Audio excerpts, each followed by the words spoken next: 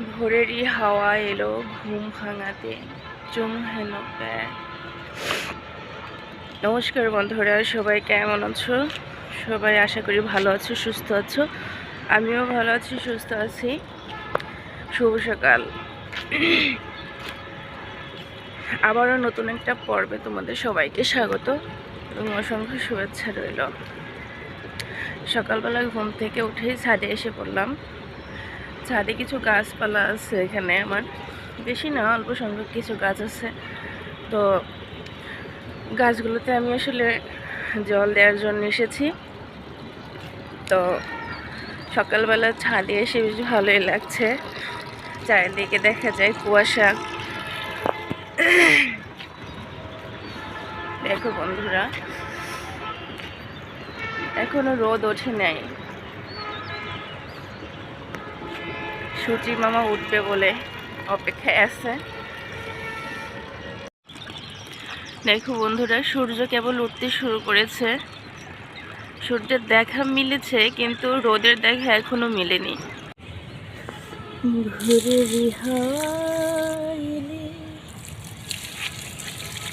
ঘুম ভাঙাতে কি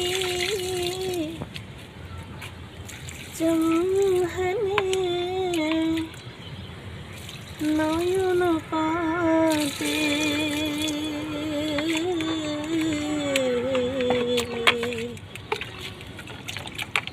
ভোরেরই হাওয়া এলে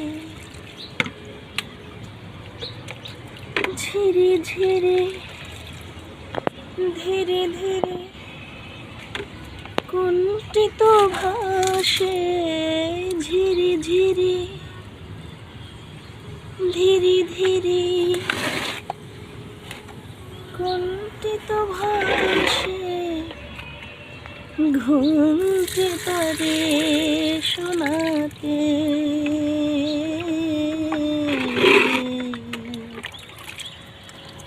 ভোরেরই হাওয়া এলে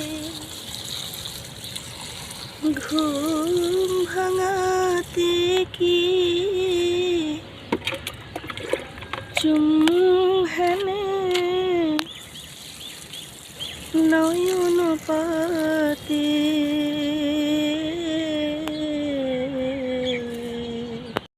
হিম শিশিরে মাঝে তনুখানি, হিম শিশিরে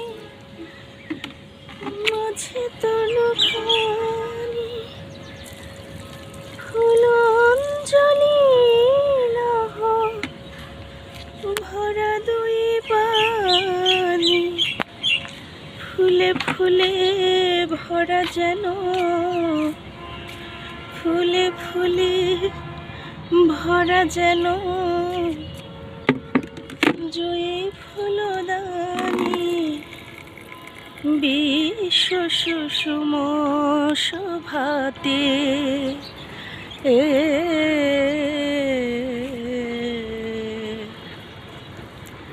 ভোরেরই হাওয়া এলে ঘুম ভাঙাতে কি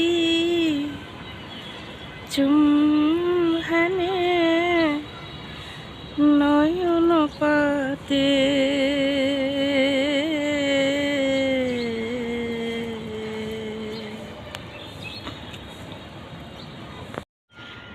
বন্ধুরা, ভাঙা গলায় অনেকটাই অনধিকার চর্চা করে ফেললাম সকালবেলা।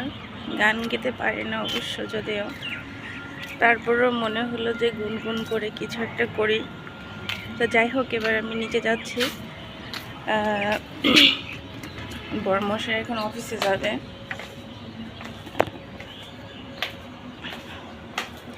তো ওনার খাবার দাবারের ব্যবস্থা করতে হবে।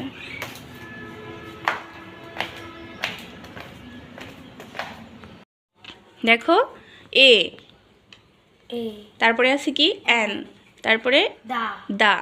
এই তিনটি ওয়ার্ড, এই তিনটে এক একটি ওয়ার্ড, এই তিনটি হলো এক একটি ওয়ার্ড। এই তিনটি ওয়ার্ডকে একত্রিত করলে, মানে একসাথে করলে, এই তিনটি ওয়ার্ডকে মিলেই কি বলা হয়? আর্টিকেল বলে। আর্টিকেল কত প্রকার? 2 প্রকার। আর্টিকেল 2 প্রকার। কি কি? এ ই আই ও। নো, এটা হচ্ছে vowel. A E I O U এগুলো হচ্ছে কি? ভাওয়েল। তাহলে আর্টিকেল কত প্রকার? 2 প্রকার। কি কি? ইনডিফিনিট আর্টিকেল, আরেকটা ডেফিনিট আর্টিকেল। ইনডিফিনিট আর্টিকেল আর ডেফিনিট আর্টিকেল।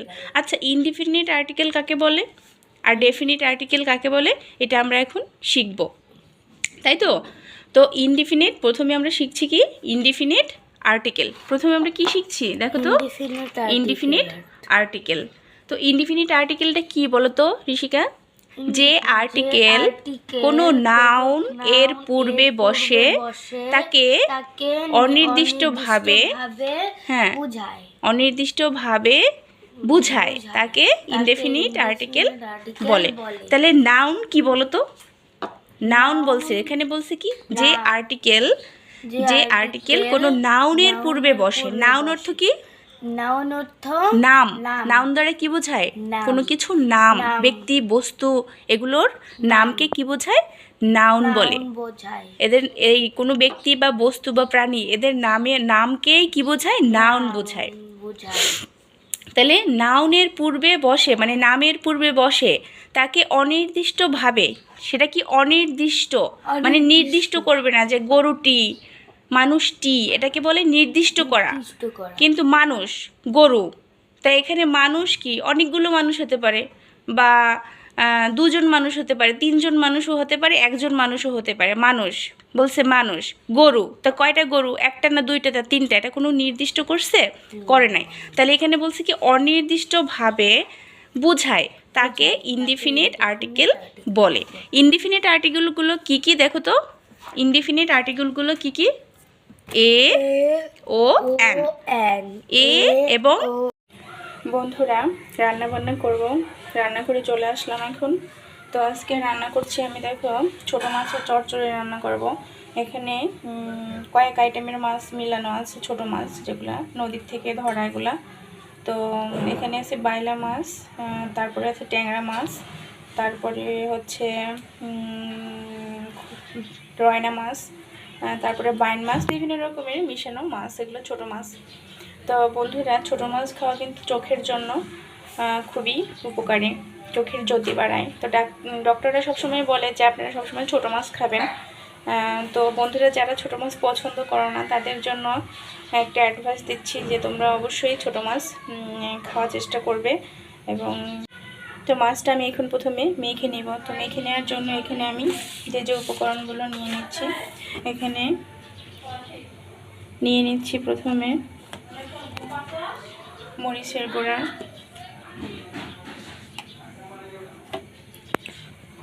হলুদ গুঁড়া পরিমাণ মতো, তারপরে নিচ্ছি পেঁয়াজ কুচি, তারপরে দিচ্ছি পেঁয়াজ রসুন আদা পেস্ট 1 চামচ, তারপরে দিচ্ছি টমেটো কুচি, চেরা কাঁচা লঙ্কা, তারপরে দিচ্ছি বন্ধুরা 1 চামচ ধনিয়া গুঁড়া, তারপরে দিচ্ছি 1 চামচ জিরা গুঁড়া, আর স্বাদ মতো লবণ। এর সঙ্গে আমি আরেকটু দিয়ে দেব কিছুটা মটরশুঁটি আছে, মটরশুঁটিগুলো এর মধ্যে দিয়ে দিচ্ছি। তো আমি এখন ভালো করে মাছটা মেখে নিচ্ছি বন্ধুরা। এবার দিয়ে দিচ্ছি তেল। আমি তেল যতটুকু রান্নায় ব্যবহার করব এখানে একবারেই দিয়ে দিচ্ছি, আমি আর এক্সট্রা আলাদা কোনো তেল দিব না কড়াইতে। তো আমি এখন মাছটা সুন্দর করে মেখে নেব।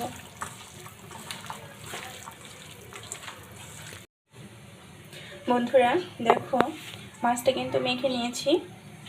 এবারে আমি মাছটা কড়াইতে দিয়ে দেব, কড়াইতে দিয়ে একবারে বসিয়ে তারপরে আমি আগুনটা জ্বালিয়ে দেব।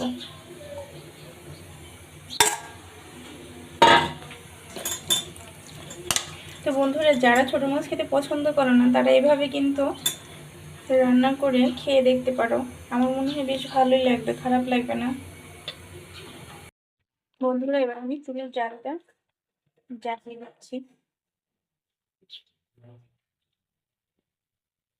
তো জালটা তো জ্বালিয়ে দিলাম। এবারে বাটি ধোয়া যে মশলাটা আছে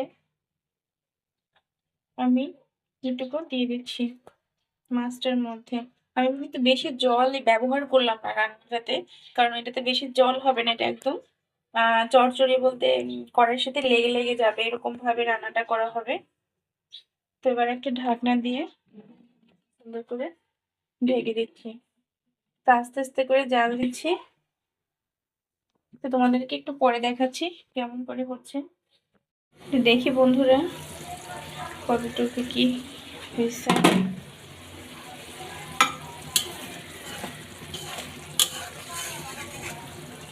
তো হচ্ছে আস্তে আস্তে।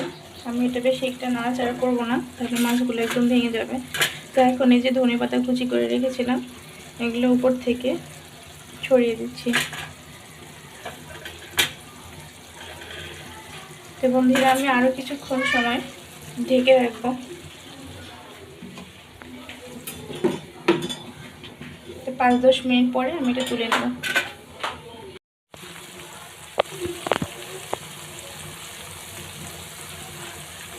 বন্ধুরা, মাংস চড়চড়িটা প্রায় কমপ্লিট হয়ে গেছে। আমি হালকা করে নেড়ে দিচ্ছি।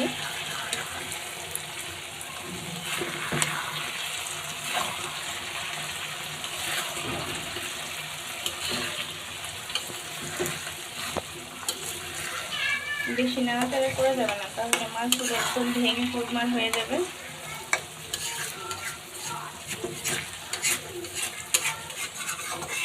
একটু পরে তুলে নিলেই কমপ্লিট হয়ে যাবে ছোট মাছের চচ্চড়ি।